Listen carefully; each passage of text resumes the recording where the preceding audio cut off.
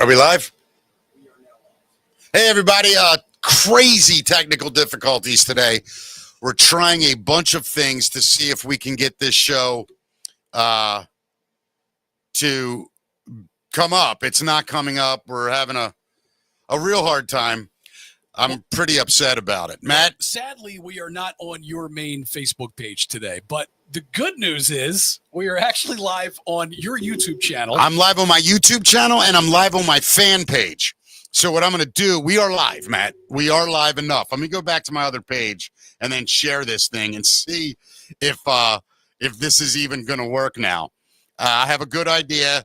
Hi, everybody. I think we're on the air. It's going to be a little bit of a shite show to get going.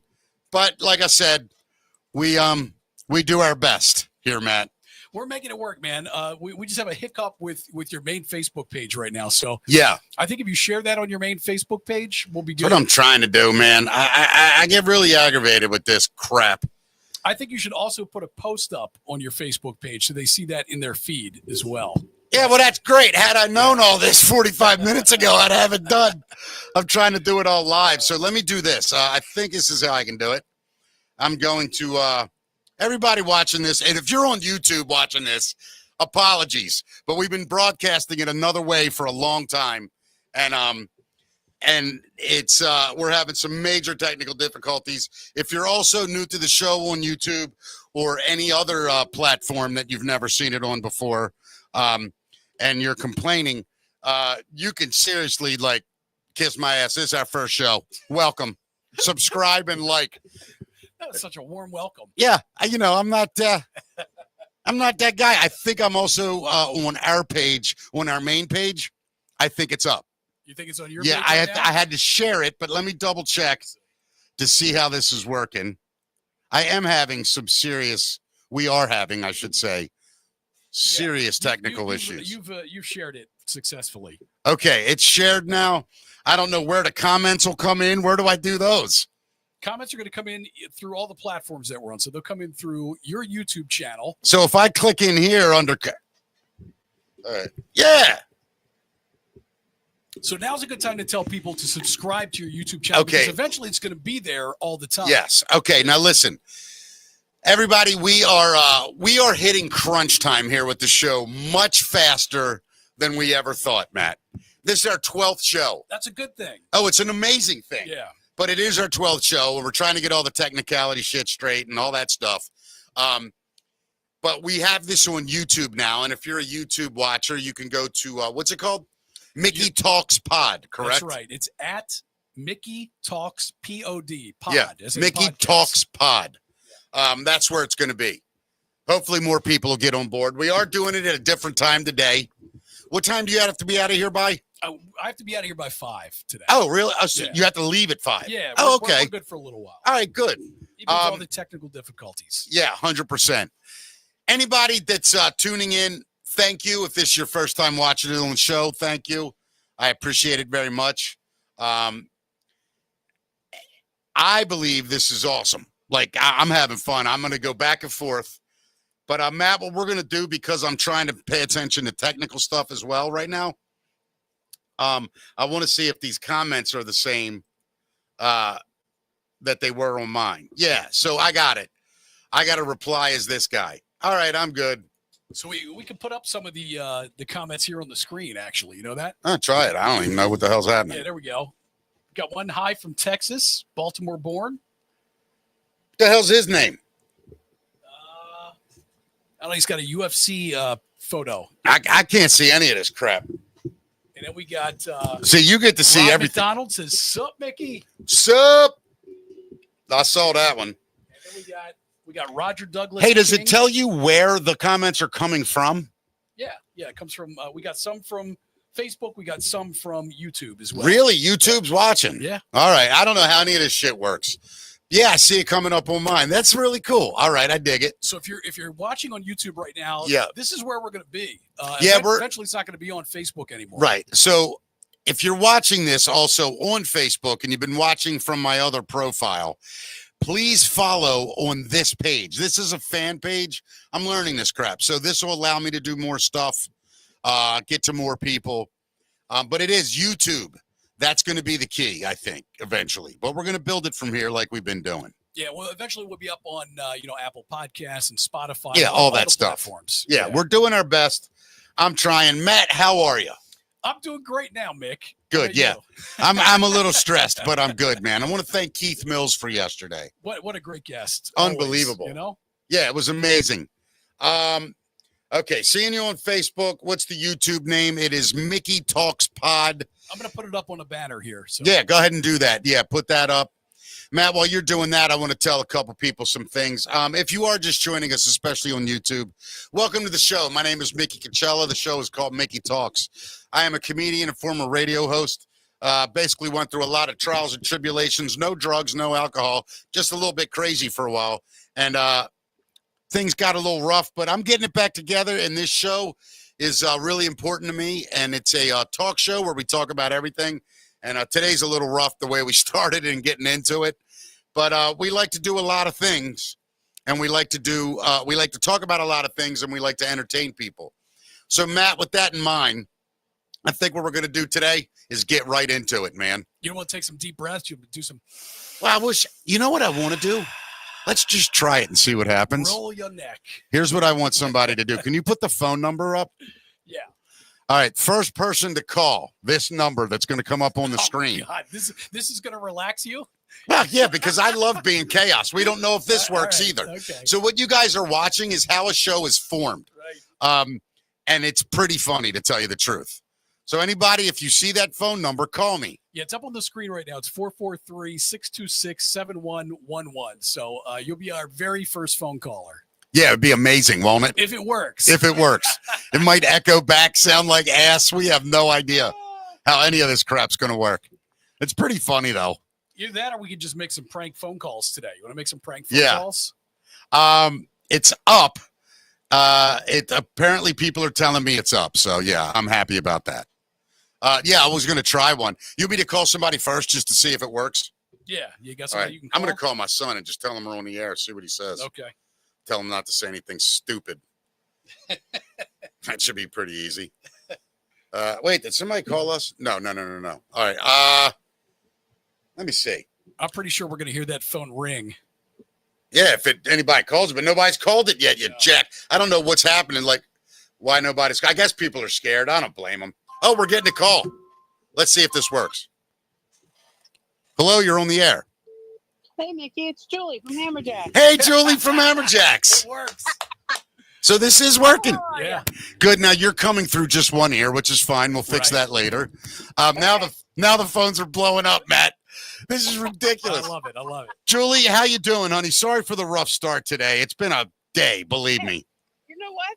You're gonna get all this ironed out, and you two are gonna just blow up. Julie, what's your favorite memory from Hammerjacks? Why don't you tell us that? My favorite. Oh my gosh! Well, you're in one of them.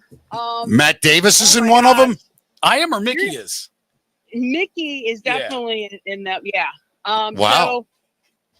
So I was I was co-owner of the security for. So let me explain. Julie and I worked together in Hammerjacks. I believe she was either the second or third female ever hired, or were you the first? Yeah. No, I was the third. Lynn, who looked like Roz from Night Court, was the first. She was the greatest. Did you ever talk to her anymore? No, I've lost contact with her. I'd love to get a hold of her. I'd love to find her.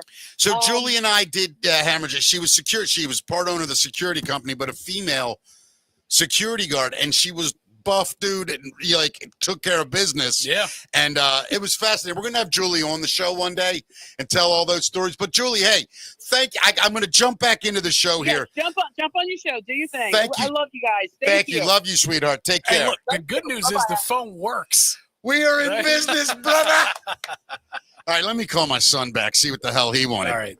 Yeah. Matt, we may not be online, but the phone works, and I think that's the important thing. The man. phone works. We're on a couple different platforms that we've been meaning to get on. Yeah, and then soon we're going to have it all ironed out, hopefully. Yeah, 100%. Turn this down. Turn this all the way down. Turn the red button. There you go. Yeah, there we go. Yeah. Sorry about that, everybody. I got to get this phone number in. I'm calling live on the air here.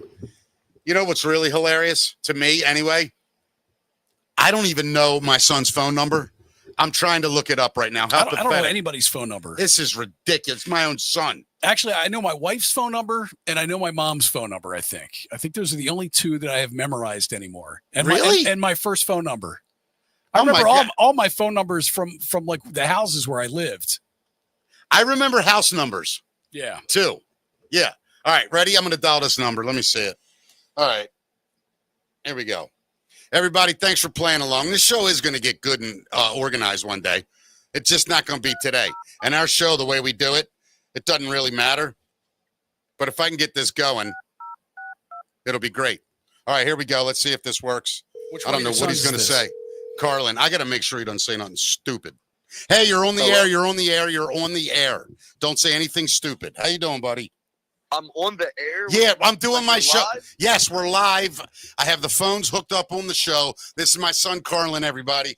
I saw that you called. Today's our first day with the phones, Carlin, and you called, so I just wanted to see if they worked. You're on. It's working. I was just calling to call you a bitch. I didn't You're such a penis, I swear. Anyway, it must be Father's Day. Yeah, it must be Father's Day. How you doing, pal? Good. How are you? Good. Everything all right? I just was making sure you're good because you called. No, yeah, I'm good. I was just seeing what you're up to. All right. I'm doing the show right now. I'll call you as soon as I'm done, about an hour. All right. Sounds good. All right. Love you, buddy. All right. Love you. Bye. Dude, we got phones. All right. That's a beautiful thing. We got phones. You want to call 98 Rock and make a request? Let's do it. Let's see if anybody answers. All right, go ahead. Let's just see what happens. All right. Who is it? It's Kirk right now, right? No, he did this morning show. What's the number? 410. Don't tell me. 410 481 1098. It's 338, right? 410 338 1098. I hope that's not somebody.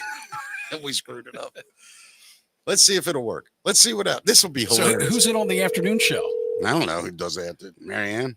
I don't know. It might just be Marianne right now, yeah. Let's just see. I'm going to probably hang up right away if it works. But we'll see what happens. This is the request line. Let's see how it goes. What song are we going to request? Watch it.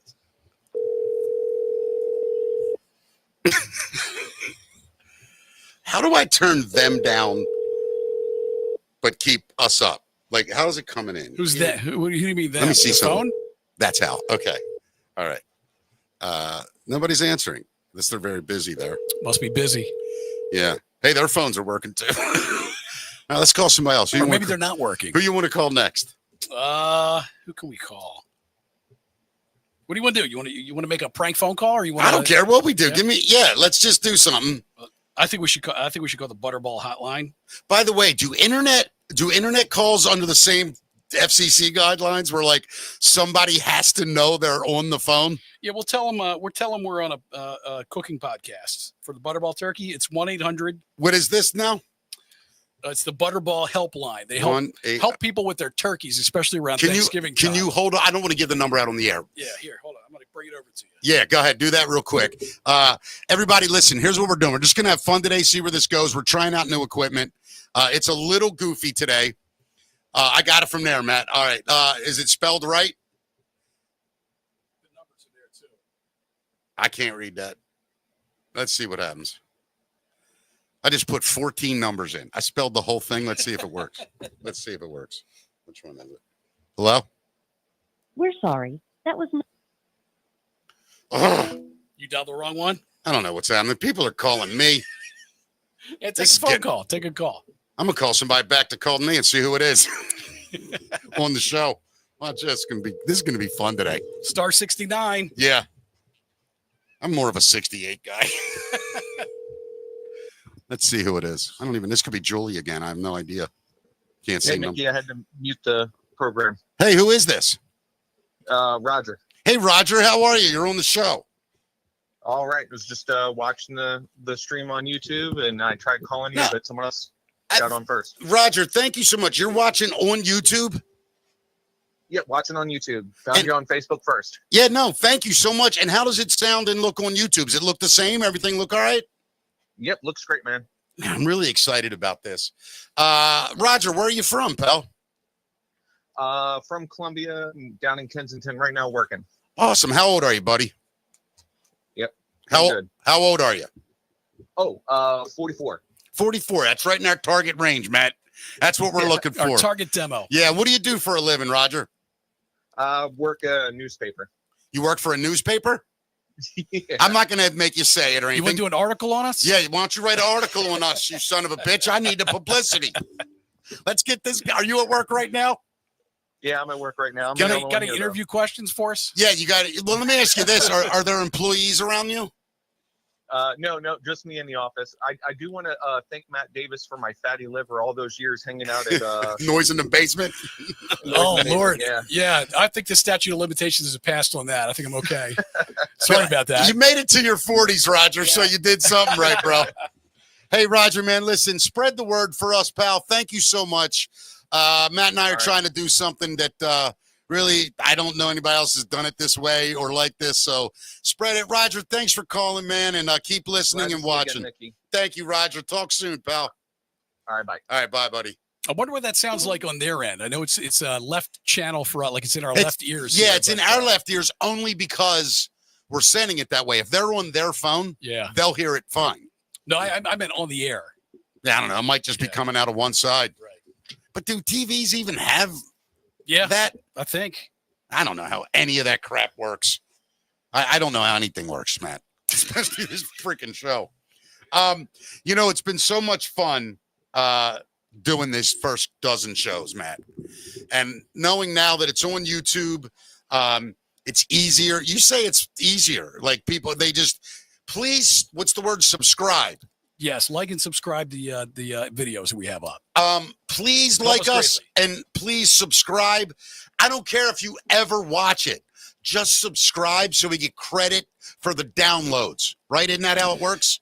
Yeah. Well, I mean, we're going to be there eventually. That's going to be our main video platform. Right. And it's up on the screen right now. You can just go to @MickeyTalksPod, P-O-D as in podcast. Yeah. And just like us there because eventually you're not going to see us on Facebook if that's where you're watching right now. All right, Matt, let's get into the show because there are people watching. And let's do our show. Ladies and gentlemen, it is time for Just the Facts, Matt. All right, let's do it. So I don't know if you heard about this, but the nose wipe gesture has been banned by the NFL because of gang connections. I'm so glad you brought that up because I saw the story today that the NFL banned it. I saw the video. Now, look, I'm going to ask Matt a question on video. I am not doing this. I'm not in a gang. I have no gang affiliation. But You're in the mafia, right? Coachella? Yeah, right. I saw I saw a video of what they banned. Was it this? Like they had a helmet on and they go like it was like that's exactly it. Like you're just wiping your nose? Yeah. What gang is it? Like I don't even know. So here we go. So the Urban Dictionary gesture originates from a gang sign that signals danger for an opponent, and it's associated with the Blood street gang. All right, well, I just would like to talk to the Bloods for a second. I am not a person. That is also our target demo, actually, the Bloods. No, I want to say to the Bloods and all the gangs in America, I have no issue. I mean, I won't be in a gang for a lot of reasons. Number one, I can't fight. Number two, I'm not good at stealing. Number three, I don't want to kill anybody. Number four, I don't want to be killed. Number five, I don't do drugs other than smoke some weed every now and then, which is legal in the state of Maryland if you're watching this around the country, same as drinking. So don't judge me. I don't do it a lot.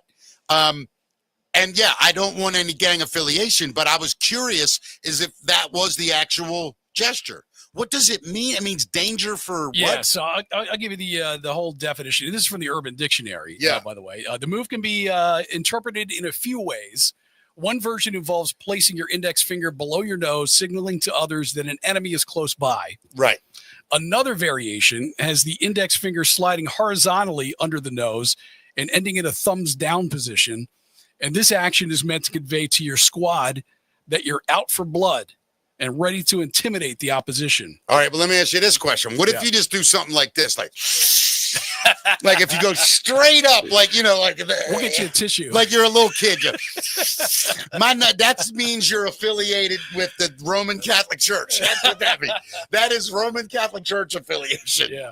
Yeah. That's just the weirdest thing, man. Like, I don't know what any of it means. I really don't, bro. Well, they have strict rules within the NFL. So this is associated with Dallas Cowboys wide receiver CeeDee Lamb. He's been using the nose wipe as his go-to celebration since entering the league in 2020. Right. However, it looks like the celebration will no longer be allowed on the field moving forward.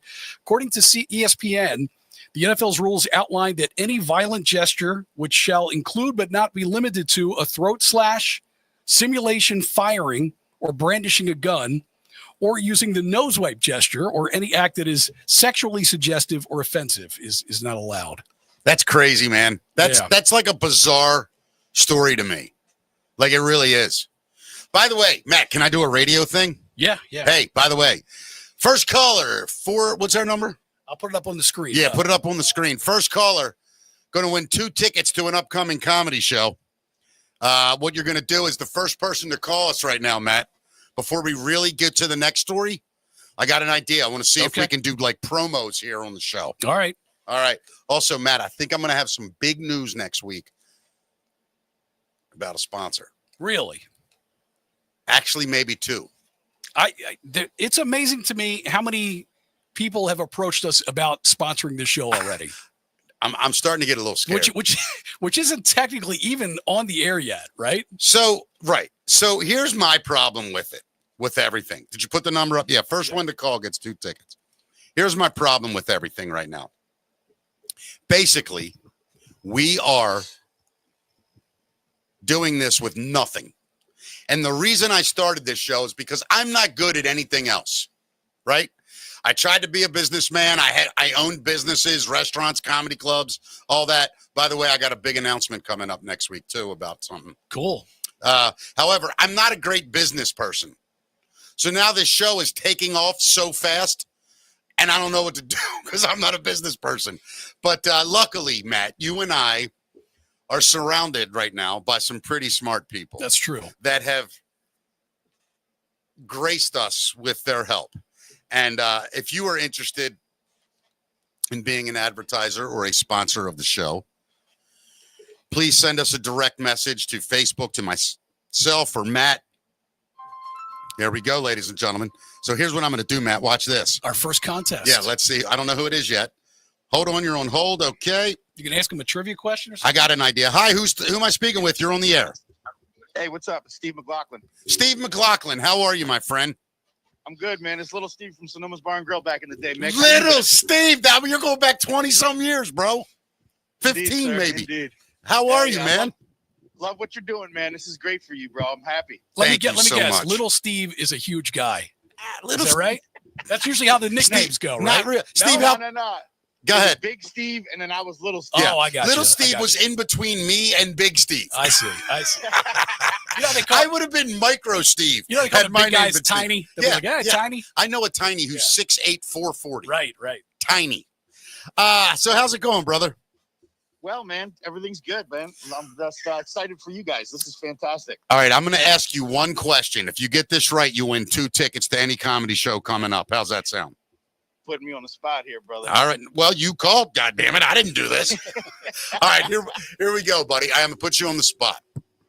Who was the first elected president of the United States? Oh, boy. Can I phone a friend? Yeah, you can ask me, and then you His lose. name rhymes with. Don't. All right, I don't I'll even. do it. Do you know who was the first elected president? Okay, that's a good question then. Yeah. Okay, because I That's thought tough. maybe he wasn't elected. No. Really? Yeah. Okay. George All right. Washington was not He was an not elected elected. president. The next one is is the first. It wasn't him. Can you take a guess? I'll ask you an easier question. Well, you told him it was the next one. Yeah. Who's the second president of the United States? Adams. Very good. However, I don't think that's the right answer. Hell All yeah. right, I'm looking it up right now. Yeah, who was the first elected? I think it's either him or Jefferson. I'm going to give him the tickets anyway. But Hell yeah. Hey, Steve, listen, buddy. Thank you so much for calling, man, and thanks for All good, listening. brother. Are you enjoying the show? Yes, man, it's fantastic, brother. And listen, everybody else out there that can hear me, please like and subscribe for these guys. Mick's been he's been a real guy for as long as I've known him, and this is just his next step, brother. We're all behind you, man. Oh, We all Steve, support you. that means the world to me. You know what? You're getting 3 tickets, you son of a gun. Hey, I'll tell you what, Steve, reach out to me on this number. Text me on this number that you just called with your name, and I'll send you my schedule. You let me know which shows you want. Magnificent, man. Awesome. Great catching up, and good luck to you guys. Thanks, Steve. Thanks for listening, man. Take care, brother. See you, buddy. I think it was George Washington, man. No, he was not elected by the public. MountVernon.org, okay? I don't think it's right. In 1789, the first presidential election, George Washington was unanimously elected president by of the United Senate States and Congress. 69 electoral votes. Really? Yeah. I heard a damn bad story then. It doesn't matter. Steve won the tickets anyway. He did. By the way, anybody watching the show, I act like I know a lot of shit. I don't know anything. You could say anything. Matt, watch this. Yeah. I'm going to teach everybody watching a lesson. And that's the art of bullshit. So I want you to give me a topic and ask me if I know anything you can think of, and watch this. Go ahead. Buttered sausage. You know, Matt, here's the thing about buttered sausage. A lot of people don't know this. The process of making sausage is very complicated. There's various parts of every animal that goes into sausage. And the way they process it differs all over the world. So it really depends on where the sausage is coming from to really talk about how it's properly made. But butter sausage in particular is not done all over the world. It's a very specific thing. So you really got to kind of hone in to give me a little more detail so I could tell you about it. Now sell me that sausage. Sell me a buttered sausage, will Let you? me tell you something, Matt. If you're going to eat sausage, and I'm not kidding about this, you want sausage that is rich. You want it to be creamy in a way. You know what I mean? You don't want dry sausage. Butter sausage kind of penetrates the sausage, and it really does. It keeps it moist, and it's wonderful. It's incredible. Matt, I can get you 5 links of sausage right now for $2. All right, I'm in. I'm all in. Look at Got me. I could sell anything. Let's go to new news, Ned. What's going on next? All right. Well, the Shroud of Turin, one of Catholicism's most valued devotional items, will be digitally showcased during 2025, allowing visitors to engage with the revered relic like never before. Wow. So like online? What does that mean? I think that's the way it's going to happen. Yeah. The shroud, a linen cloth, many believe is the burial shroud of Jesus Christ and bears his image, traditionally draws thousands of pilgrims during rare public displays. While there will be no physical exposition of the shroud in 2025, the Archdiocese of Turin unveiled plans March 15th for a multimedia initiative featuring a full-scale digital version of the cloth to offer the faithful a new way to explore its image and mystery. Wow, that's pretty crazy, man. It is. That's awesome, actually. And you know, no matter what you believe about that, right? It's a fascinating archaeological discovery. You know, what are you talking about? The Shroud of Turin itself? The shroud itself. Well, I've watched documentary after documentary on the Shroud of Turin. I watched an incredible documentary where they thought it was Leonardo da Vinci had kind of tried to fool people and his thing. He was so advanced in the way he could do paint and dyes and things. I've heard a million things. What do you think? You think it's real? I mean, science has already proven that it is not paint. It's not any type of dye or stain or anything like that. Yeah. What do you think? I mean, do you think it's actually the image of Jesus Christ? I don't know. So listen to these facts. And then we'll try to make a decision about that. I mean, it's definitely a photo of not a photo. It's definitely an image of a man. Yeah, I mean, everyone has seen it. Which is odd because no other burial shrouds have ever had an image of a person on it, right? Right. And the picture that you see of the shroud itself is a negative image. I know. So linen is not a photosensitive material. So and this was rediscovered, I should say, probably centuries before photography was developed. Right. So this wasn't known until photography was developed. So the first photographer who was able to photograph the shroud, I think it was in the 70s, was able to see the positive image, which brought lots of more amazing detail to the image of this man into view. So that's a mystery in itself. But then, as we mentioned, science can't explain how the image got on the shroud. It's not bodily fluids. It's not paint. It's no other substance. It wasn't created by any type of laser. And this is the part I find really interesting. Yeah. The image codes 3D information. Did you know that? What? I don't even know what that means. What does codes 3D information mean? So in other words, the grayscale of the image that's on the shroud contains three-dimensional information and they don't know how or why, or they can't describe that. So if you were to take a regular photo, like if we were to take your photo right now and put it under a 3D analyzer, it would just be like a complete mess. Right. But when you do that with the shroud itself, it comes to life. And it was put under something called a VP8 image analyzer. It was developed by NASA, and they did it to look at planets in order to see craters and mountains and topographical information. So when the shroud goes under, this 3D face emerges. Have you seen the photos of like the 3D face? Hold on, bro. I'm going to look it up right now. It's absolutely incredible. Here's some other facts about it. They found they tested it. They did carbon dating on it back in the 70s. I'm sorry to interrupt you. No, please, I want you to get right back to that. I just have to say something to Google. I just typed in Shroud of. What should come up? What should come up? Right. Of course, yeah. Shroud of the Avatar, Forsaken Virtues. I don't even know what that's. A video game. Yeah. No. How did that come up before the Shroud of Turin? 900 billion 14-year-olds are searching that. Whoa, wait a minute. Hold on. If this is what I just saw, this whole show might become this. What the? Eventually, we're going to be able to share your screen. I wish we could right now. Holy shite. Are you looking at the 3D image? Yeah, man. It's incredible, right? This doesn't even make sense, man. I think it's Leonardo da Vinci.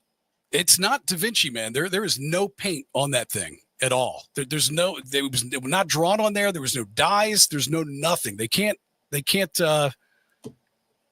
science has no idea how the image got there.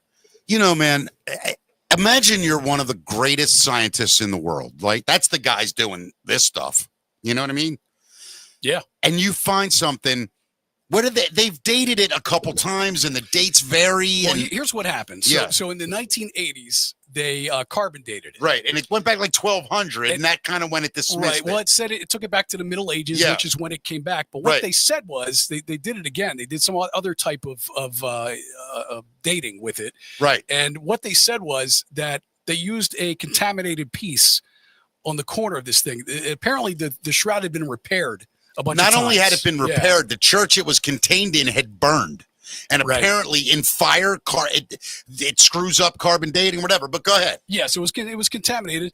So the new testing that they did takes it back to right around the time when Jesus would have been crucified on the cross. Just insane, man. Yeah.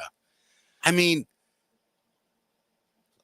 and here's what else they found. They also found soil samples and pollen from Jerusalem that were consistent with it being from Jerusalem and around that area where he would have been crucified or someone would have been crucified. When do we know when the first time that the Shroud of Turin entered public awareness? I feel like it was like was it the 1300s or 1500s? And where had it been prior to that? That's the thing. Like, I don't know if we know. Yeah. Keep going now with your story because it's amazing. Yeah. So, so in other words, they have put this thing under a 3D analyzer, and they can't. They have no idea how this information got into the shroud. Yeah. So you're looking at that image right now, right? Yeah, it's just unbelievable, man. If people have never seen this thing, you have to go look this up. Just type in Shroud of Turin 3D image. And it's fascinating, man. You want to look at it in three different ways because you want to look at the original image that you see when you actually look at the shroud, right? Which is actually a negative image, which they can't explain, right? And then you can look at the positive image, which puts in all kinds of new details for this man. Yeah. And then they took it under that 3D analyzer, and this man's I'm going to tell you right now, just pops out.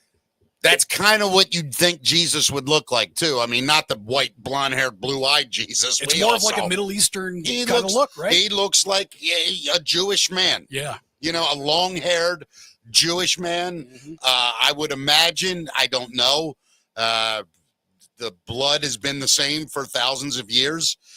It's just amazing. It did appear in the mid-14th century in France. That's when it first appeared.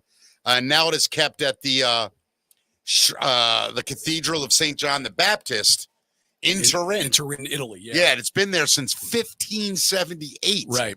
That's pretty wild, man. And the all the wounds that are on this man's body match Christ's. They match. They match the stigmata. Yeah. So they have the Romans crucified through the wrist. So, right. So they have the wrist wounds and the crown of thorns. Yep. They have the side where they stuck the spear. It's unreal. It's crazy. I mean, you got to ask yourself this too. Let's go back to 12th century, 13th, 14th century, Middle Ages. There were brilliant people that lived then. But this would take like a genius that we could never. I mean, whoever did this knew things chemically that had never been, that hadn't even been discovered yet. So you got to kind of go, you can't just dismiss it like, oh, it's bullshit, forget it. You got to kind of give it a little bit of a, well, it's truth. Unexplained, but how did it happen? That's the question. Are you a religious guy? I mean, you believe in God? I was raised Catholic, but Me too. I'm not religious. No. It's weird for me now. Like, I'm not going to get into it, but I was raised Catholic. I was an atheist for about 30 years. Yeah. And now I'm like, it's something to it, but I'm not sure. It's pretty wild. It is pretty freaking wild. I do realize that the idea of Christianity is way different than the religion of it. You know what I mean? For sure. Religion's a poison, but the concepts behind most of these faiths are usually pretty good till people get in and then fuck them all up for their own reasons. Well, do I believe that Jesus could at least have been a man who lived 2,000 years ago? I do. Right. Could he have been crucified by the Romans? Of course. Sure. Probably was if he did live. And would somebody have kept his burial 100%. I mean, you got to remember, he was the Elvis Presley of his day. He was the most famous person in all of Judea. Yeah. Isn't that what they call it? Judea? Yeah. Or whatever that is. It is. And, it's a fascinating story. Yeah. And I mean, if anybody ever comes up with a theory on how radiation or whatever that was that made that image, it's going to be a huge discovery. But I mean, with all the wound marks on it, that's what's so bizarre. Yeah. Like, I mean, it's either one of the greatest hoaxes pulled off in the history of mankind, which I respect, or it's the real thing. But how could it be a hoax? I mean, somebody people could in the Middle Ages had no way of doing any of that. I mean, we think, right? We think photography wasn't invented. But think about, they know it's not paint. They didn't have lasers and any of that kind of stuff back then. Well, one day, Matt, write this on our schedule. Yeah. I want to talk about the history of the planet. I believe that mankind has destroyed itself before. And we were very advanced and screwed it all up, and we buried ourselves, and then we survived, and we've been rebuilding since 10, 15,000 years ago, or even before that. Yeah, I have no idea. When you're talking about something that's 4 billion years old, 100,000 years is nothing. Right. 100,000 years is nothing. Could people have been to this planet before us, or from other places? Yeah, yes. Yeah, right? and have destroyed it. Yeah. We could have evolved from survivors of the previous, and they had nothing, and they had to go back to cave dwelling. Well, look, who knows? Everybody, including the Christians, have a flood theory. So, everybody, Noah's Ark, but every civilization around the world has some kind of flood thing. Now, geologists and archaeologists are starting to look at like the sediment in the ground at a certain level at about 13,000 years ago. Yeah. And what are they finding? Yeah. A flood. Yeah. And it's consistent all over the world now. Yeah. Yeah. I mean, there's on Mount Ararat in Turkey, they believe that's where Noah's Ark is. It's crazy, man. It's so wild. That stuff is just, if you're like me and you love mindless entertainment, going down those rabbit holes are so fun because it totally piques your curiosity. As we all are as humans, as explorers and adventurers, we want to know stuff. You know what I mean? So I think that's what's cool about it. What the hell do I know, though? And it's going to, if we confirm any of this stuff, it's going to completely change the way we view human history and everything, really. Hey, check this out. I just went back to our page. Yeah. It says negative image, much like a camera obscura. I don't know what that means. The main problem is that the image, if draped over a 3D surface, doesn't produce a 3D looking picture in 2D. The face, body area, etc., would have stretched and elongated imagery. I don't know, man. This is a very detailed thing. It's crazy, though. Another guy said Middle Eastern physicist. I'm going to screw this name up, and not out of disrespect, out of ignorance. I'm going to do it. I believe it's Ahazen, the man's name. Extensively studied the camera phenomenon in the early 11th century. This could have been made during that time.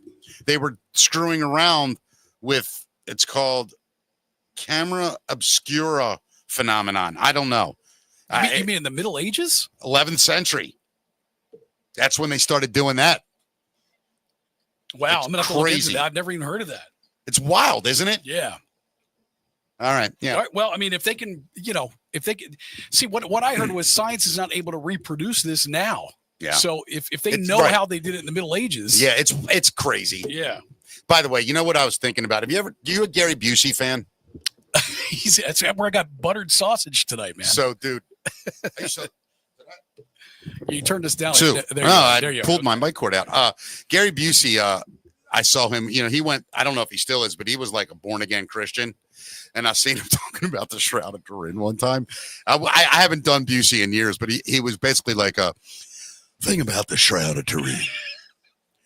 If you're not sure what it is, it's an absolute picture of Jesus Christ. Jesus laid down, they laid it over him, and his magnificence just transformed an image onto a blanket. I tried to do it with urine. It didn't work. Get out of here. That's hilarious. I'm making up the end. But I love it. yeah, I love doing Gary. You can talk about That's anything. a great Busey, man. You got to look up Busey on his Jesus Christ Oh, stuff. I love hearing his rants, Yeah. man. Oh, he's the best. Great. I like when he makes up acronyms. You ever heard that? Yeah. Yeah. I do things for Jesus. Jesus. Just enlarged suspension under siege. And he spells out Jesus' name and tells you what it means. Joy, excitement, sin under salvation. What would happen to that guy if he wasn't famous? Gary Busey? Yeah, yeah. He'd be running a Dairy Queen with a line around the block just so people could talk to him. Right. What else we got, buddy? We talked about Val Kilmer, of course, passing away yesterday. Yeah, And, man. I found out that Val Kilmer and Kurt Russell exchanged gifts after filming Tombstone. They're kind of dark gifts. We both loved that movie. I think you said you loved the movie before. Kurt bought Val a burial plot in Boot Hill Cemetery in Tombstone, Arizona, and Val bought Kurt a plot of land overlooking the cemetery. No kidding. Yeah. Oh, wild, I think huh? that's a great story. And I dig it, man. Yeah. Can I mention this, man? One of my favorite, I think my all-time favorite movie that he did was The Doors, of course, when he did Jim Morrison. And I recently found this documentary called Before the End, Searching for Jim Morrison. It's on Prime Video. I think It's called Before the End? Yeah, it's called Before the End. Oh, cool. Searching for Jim Morrison, Prime Video. I think it came out in January. So it's been, over 50 years since Jim Morrison passed away. But many people, including those close to Jim and this filmmaker, question whether Jim Morrison is actually dead. Well, it's rumored that Jim Morrison died in a bathtub in France, which kind of screws me up because there are no bathtubs in France. No, I'm kidding, of course. I'm kidding. But, I mean, Andy Kaufman's another one that I've always wondered about. Jim Morrison, Elvis, Michael Jackson. Oh, they didn't die there. It's their fan. They just wanted to get away. Yeah. I don't buy that. Paul McCartney's more famous than any one of them. And how's it going, everybody? Oh, it's great to be in the Beatles. Alive. I'm alive, yeah. I wish I could do McCartney. I'm going to work on him. There was a lot of mystery around Jim Morrison's death. First, there was, in 1971, Jim recorded L.A. Woman, his last album with the Doors. Yeah. I think he recorded some poetry as well. And then he told the band he was taken off to Paris with his girlfriend, Pam. Yep. Now, on the day of his death, July 3rd, 1971, he was said to have been found in his bathtub by Pam, but there was never an autopsy. He was immediately sealed up in a casket without anyone having the opportunity to identify the body and then buried. Wow. And there were like 3 people at his funeral. It was like Pam, Jim's personal assistant, and maybe his manager. And supposedly, Pam initially told some people that Jim was not dead. Wow. So, Yeah. I mean, And his cause of death was listed as heart failure, but how can you get that without an autopsy? Can you tell that without an autopsy? I mean, I am certainly not a medical expert, but I would imagine there are telltale signs of heart failure on maybe. a cadaver. Yeah. But what the hell? And what years are we talking here, by the way? What year was that? 1971. Yeah, I mean, it's not like, I mean, medicine was decent for its time, but if he died today, we could tell you what he had for dinner, in 1987. Yeah, but his body was not available. That's what I mean. Yeah, so I'm saying back then, I don't even think the testing would. I think she probably said, look, he drank so much, he did a bunch of blow or heroin or whatever he was doing, and his heart stopped. You know what I mean? I think that's probably what happened, dude. The guy drugged and drank himself to death. He's one of the greatest entertainers I've ever seen as far as frontmen. He was weird. Are you a Doors fan? I love the Doors. I like certain things. I don't like those songs where in the middle he starts going, mother. He's like doing is that L.A. Woman or no? What song? That's the end. The end. Right? Yeah. Mother. No, that's not. I want to have sex with you or whatever he says. That stuff got a little weird for me. I mean, I dig it. He was a performance artist, a poet. Yep. He was also batshit crazy. All that stuff. Well, here's something weird. So the filmmaker of this documentary, he gets a hold of a photo of Doors drummer John Densmore with an unidentified gray-haired man with a big beard in his 70s who looks a lot like an older version of Jim Morrison. And this photo was taken in like 2014. The guy's name is Frank. And supposedly he's living in New York as a handyman. Frank Morrison. But he's in this photo with John Densmore like they're buddies. Really? So the filmmaker tracks this guy down. Frank agrees to do an interview for the documentary. I don't want to spoil the end in case people want to check it out, but the filmmaker had also tracked down Jim's brother, his old childhood friends, old girlfriends, and more to get their stories and perspectives. And not to give too much away, but many people from Jim's life mentioned that he often talked about faking his own death and disappearing. Really? Because, he was a poet. He wasn't really, he didn't want to be a rock star. He was a poet, and those were his heroes. And he was kind of a quiet, introverted guy. No, I know he was very, very, he did not like the public, being a public figure, really. And he also thought everything that rock and roll bands did was kind of ridiculous. He kind of mocked them without doing it, But what a fascinating guy. And it's interesting to see people, still interested in him. You know what I mean? It's pretty wild, man. I mean, you immediately pay a price when you start talking about Elvis and these guys still being alive, but there is a lot of crazy, weird mystery around his death, Let me ask you, if he came out today and he said, all right, I'm good, would you think, what an asshole? Would you think, wow, that's cool? Like, I would love it. I would love it. I think it would be great. I mean, and I think if people really understood. Imagine pulling that off, what it would take to actually really pull that off. In those days, not much. Yeah. Especially in France. Yeah. I think you could have then. I mean, today it might be a little tough, but I think in those days you absolutely could have, very easily, in fact. Watch the documentary, though, man. What's it called? It's on Prime Video, and it's called Before the End, Searching for Jim Morrison. Mother, I need to get Prime Video. Mother, I'll clean my room in a minute. Mother, what's for dinner? Mother, I want lasagna. Lasagna. Hey, man, let me ask you a question about something. I want to go back to something we talked about the other day, the pyramid thing and all that shit underneath of it. For those of you watching that haven't heard this, there has been a discovery made underneath the Giza Plateau, the center pyramid. And the structure that they have found is so big that it's like a skyscraper. Isn't that correct? I mean, those wells, they're calling them wells with the spirals around them. Yeah. They go down 2,000 feet. And we put that into perspective the other day during the show. Yeah. That the Empire State Building is 1,400 feet. Right. It's bigger than that by 30%. And the Eiffel Tower is only 1,000. So it is twice the size of the Eiffel Tower. 40%. Into the ground. Underneath of the Great Pyramid. It's just absolute. I mean, I've said some things recently, Matt, in the last 2 years, and people looked at me like I'm crazy. I said, I feel like, and this was when I'm so depressed, I'm barely doing anything in my life. Yeah. I have no job, no money, nothing, losing everything, lived in 20 houses in 9 years. That's not a made up number. I'll get into that one day. when we decide we're doing good and I have enough behind me on this show to have a little pride and tell the real bad stories. But the truth of the matter is, it is really, really scary right now with we are, I believe, entering a sort of a rebirth of enlightenment about who we are and were. And I think technology, I think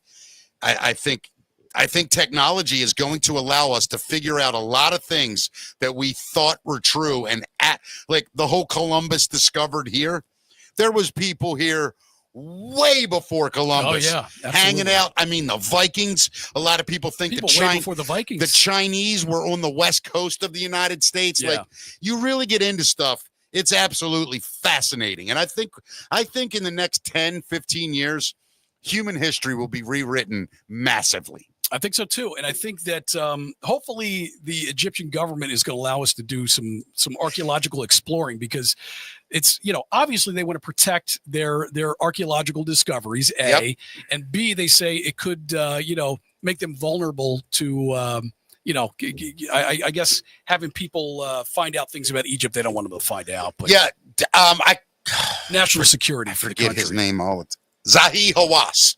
Do you remember him? He's the Indiana Jones. You see him all the time, the Egyptian guy. I could watch that guy read a phone book. Like, I love this guy. He's great. He's recently said that he doesn't know everything that the Egypt lands will reveal about our history, but he doesn't think that we are quite ready for it yet. And in fact, he withheld I think there was a problem with him. I think he's had some issues with I don't know this for sure. Sure, with secrecy or, well, they want to shut him down, I'm sure, right? Yeah, I think he came back, like he's back. But there was a time where like his credibility was questioned, and then it became like he was hiding things because he didn't want the public to freak out, like about the Sphinx. There's all kinds of weird stuff, man. Yeah. There's weird shit that we never know. Well, there was rumors a long time ago, before we even found this recent scan of the pyramids, that they said there were giant mazes, like a labyrinth, just underneath of the Giza plateau. So, and that's kind of part of what this says. I mean, we talked about those wells that go down 2,000 feet, but there's more to it than that right now. They at this extreme depth, these wells seem to merge into these two enormous cubic structures, each measuring over 250 feet on each side, roughly the height of a 25-story building. Hey, it's insane. Yeah. But check this out, buddy. Dr. Hawass will be in Baltimore this summer. Really? We have to find him. Let's get him on the show. Yeah, man. I'll ambush wherever he is. Yeah.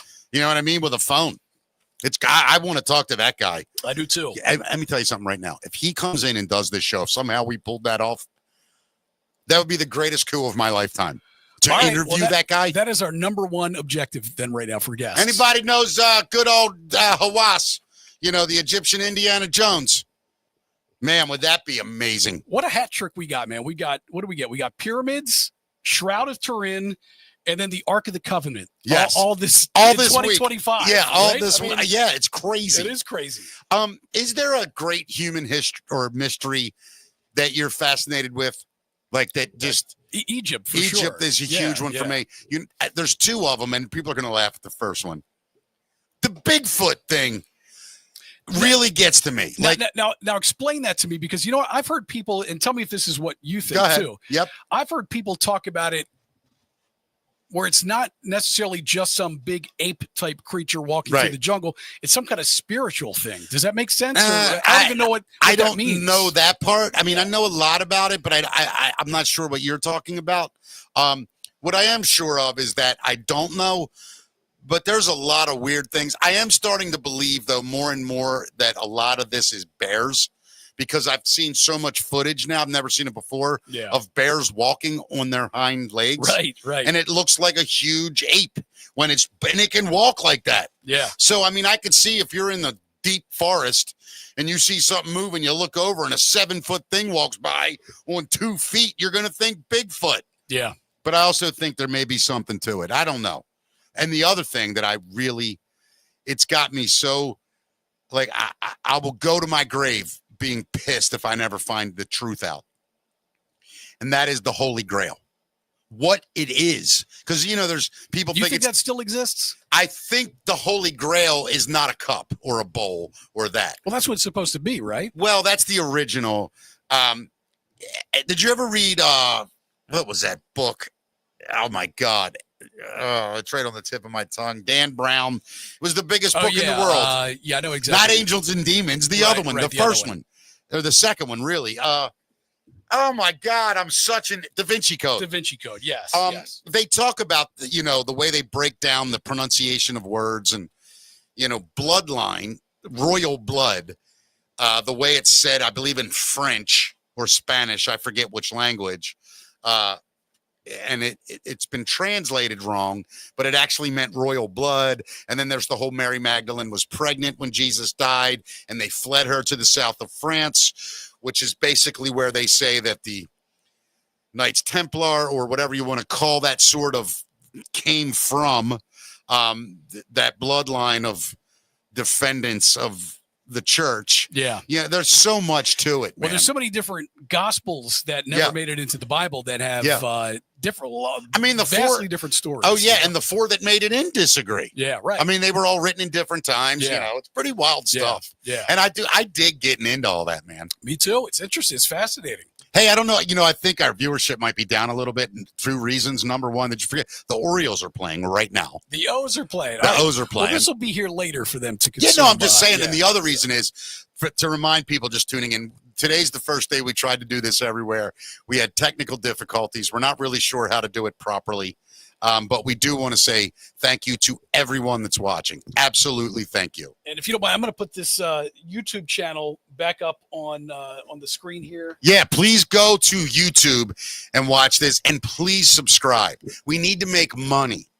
Also, if you want to donate to the show, we'll put my Venmo up in a little bit. Anything is appreciated. We're trying to get this show going. There's nothing really there's stuff like it, but not the way we do it. What do we got? Anything else, Matt? We have a first grader who has asked a classmate to be his girlfriend with a real diamond ring. Wait a minute. First grade. Now, I want to go on record right now. If this story unfolds and he stole the ring or something, I think he's a stud.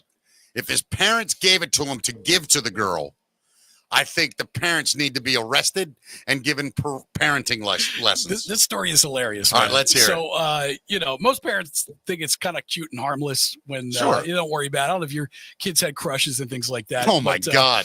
One mom had to get involved when her first grader came home with an expensive piece of jewelry from her new boyfriend. So her name is Allie Phillips. She recently shared the funny story in a TikTok video after her daughter returned from school with the news that she had a new guy in her life. And how old are you in the first grade? 6, 7? 6, yeah. The little girl previously had the same boyfriend, Brandon, since kindergarten. Brandon. They were even planning to get married one day. But that all changed when the girl's classmate, Trevor, probably had an accent. Yeah. Hello. I'm Trevor. I'm Trevor, and I've got a diamond. I nicked it from me grams. Trevor asked her to be his girlfriend and gave her a ring to seal the deal. Not a ring pop or a plastic toy. This was a real gold and diamond ring. So, you know what she did? What? She broke up with Brandon, her kindergarten boyfriend of almost a year, for Trevor, who just rolled up with a ring. So Brandon was her original love. Yeah. Trevor shows up with a ring. Yeah. Where is this, by the way? Did it say where the story was located out of? I don't think I know. No big deal. No big deal. Yeah. So, listen, I didn't think that young they were gold diggers. I thought that started later, like late teens, early 20s. Little kids just love shiny stuff. No. Let's be real. It's kind of a girl thing. I have a boyfriend, but another guy gave me a diamond ring. He's my new boyfriend. I love that. I love it. Knowing it must be someone's ring, Phillips reached out on Facebook to see who might know Trevor, and soon his mom responded. And it turns out the kid had swiped the ring from his great-grandma. I love it now. During a recent visit, and the family had no idea, and it's now being returned to her, and hopefully Trevor has learned to not give away family heirlooms. What was the girl's name? Her name. Did it say? Yeah, it says. Where is she? The funniest thing is whatever her name is, can you imagine she had to give the ring back now if you're Brandon? Right. And then, what was it, Allie? Yeah. Allie, you got a dilemma now because you basically told Brandon he was a loser at 6 because he couldn't get you a diamond ring. And Trevor shows up and gives you one, and you put all your heart and soul into Trevor. Then you find out Trevor's a convict, and he ripped his grandmother off. So now Allie has to go back and try to get the man that actually loved her back. And this is all in the first grade, Matt. The ladies love the bad boys, man. They do. And the bling. Hey, I'm going to say so. I'm going to put this out right now that I'm looking for. It doesn't have to be in studio. It doesn't have to be in Maryland. And I don't mind if you disguise yourself. I want to talk and interview a high-end call girl. I'm dead serious. Active. It's going to cost you $400 an hour. I want to interview one. And I just want to know the psychology behind it. You know what I'm saying? I think it's fascinating to me. I'm not even against it. We're going to have to put the Shirley voice on her. So she's I'll do anything I'll do anything they want. Not identified, rather. Let me tell you another weird thing I want to interview is I want to interview a professional gambler. You know what I mean? Yeah. Like, God, that's all they do. Because there's a different mindset for certain lifestyles as a career. Yeah, and I want to get into that with people and find out what makes people tick. A lot of those guys can be card cheats. You're talking about the professional gamblers. Oh, my God, yeah. Yeah, so a lot of them may not want to come on the show. Well, I'm not going to ask them their secrets and stuff. Yeah. I'm just going to ask them, what's it like when you wake up every day knowing you could lose $10,000 or win $1 million? You know what I'm saying? Yeah, like, it's crazy. Me and you go to work. We make nothing right now doing it. But you know what I mean? You go to voiceover work. You know what you're getting paid. You know what's required. But every day you wake up to make a living gambling. I couldn't live like that. You? Yeah, I could. And I'll tell you why. Because I love the rush, which is why I don't really gamble. I do it very sparingly.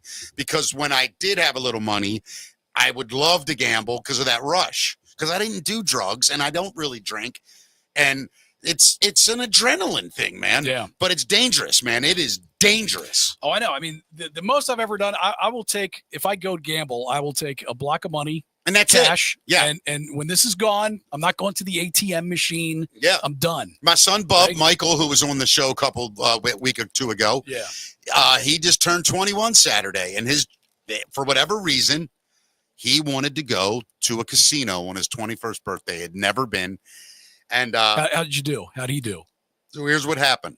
He calls me up and he goes, Dad, how much money should I take? And I said, well, have you been saving money? He goes, I've been saving money just for this. And I said, how much do you have? And he told me, and it was a pretty decent amount of money. Wow. And he goes, but I don't want to take that much. And I said, don't. So he goes, I'm thinking about taking $500 because I saved up for a year and I have way more than that. But if I lose that, that's what it was for. Yeah. And I'm okay with it. And I was Smart. like, I said to him, I go, buddy, this is what you do. You get it. You go to an ATM before you get there. You take out $500. You give me your ATM card, and you don't care if you lose that $500. You just don't go back. We'll leave. We gambled all night. By the way, I took $48 with me. It's all I had. Yep. I put a $20 bill in a slot machine and won $200, and I stopped. Wow. I stopped gambling. Yeah. He ended up gambling all night, had fun, and he lost $40. That's amazing. He was so happy. He loved it. What games were you guys playing? So here's what happened. He wanted to play blackjack, and he wanted to play I played blackjack. roulette. Yeah. He played one round of roulette, but the tables were so crowded, and he was so nervous, not really knowing what to do. So I think he was a little afraid to just walk up. Well, do you remember your first time in a casino? It is. It's I lost $1,400 in 11 minutes. Wow. My first time in Atlantic City. And you were how old? 21, No 22. kidding. Yeah. Wow. I was working at Hammerjacks, had a pocket full of money, could care less, doing comedy. Vegas? No, Atlantic City. Atlantic City. Okay. And I lost $1,400 in 11 minutes. And I was like, holy crap. Ouch. I took about 2 hours off, walked around. That's 1980 money too, right? Well, it would have been 89. Yeah, 89. Ow, man. Yeah. Ouch. Yeah, it was a ridiculous amount of money. Yeah. I watched a Japanese man lose $11 million at 3:30 in the morning. Really? At a roped off table. Poker? Is that what it was? He was playing blackjack. Ouch. He had, I don't know what they're called, markers, those square things. Yeah. They were $100,000 each. $11 million? Yeah, it was unbelievable. Every time he lost, he would get $2 million and sign something. He'd lose it. He'd get another one. He got another one, and then he got 6 of them, I guess. And he stood up. He had $1 million left on the table, and I'd watched him lose millions. And he stood up, and he was wearing a robe and slippers. Yeah. It was all marked off. You couldn't get within 15, 20 feet of him. You could watch, but it was roped off.